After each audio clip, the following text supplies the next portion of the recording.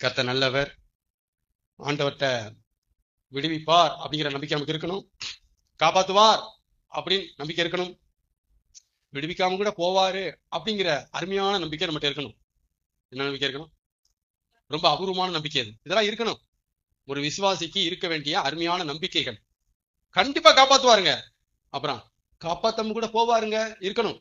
ஏன் இருக்கணும்னா அப்பதான் அவர் காப்பாத்தாம கூட போனா கூட நான் அவரை விட்டு போற மாதிரி இல்லைங்கன்னு நீங்க முடிவெடுக்க முடியும். சாத்ராக், மேசாக், ஆபேத், நேகோ அவங்களுக்கு இந்த நம்பிக்கை இருந்துச்சு.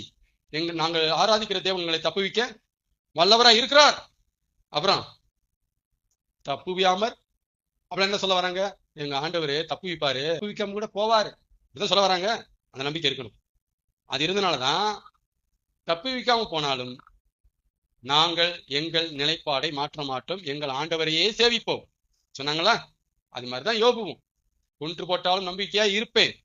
இந்த மாதிரி எல்லாம் நமக்கு பிரசங்கம் பண்ணாதனால, சொல்லி தராதனால எப்ப பார்த்தாலும் ஆண்டவர் காப்பாத்துவாரு, உயர்த்துவாரு, தலையை உயர்த்து, இப்படியே பாசிட்டிவாவே பேசி பேசி பேசி கடைசியில ஆண்டவர் பாட்டுக்கு அவர் வேலையை காமிச்சிட ஓடியே போயிடுறாங்க. பிரசங்கம் ஒன்னா இருக்கு, வாழ்க்கை ஒன்னா இருக்கு, போதனை ஒன்னா இருக்கு, நடைமுறை ஒன்னா இருக்கு. இது இடரலா இருக்கு, வசனம் இடரலா இருக்கு, அவங்களுக்கு போயிடுறாங்க. ஆமென்.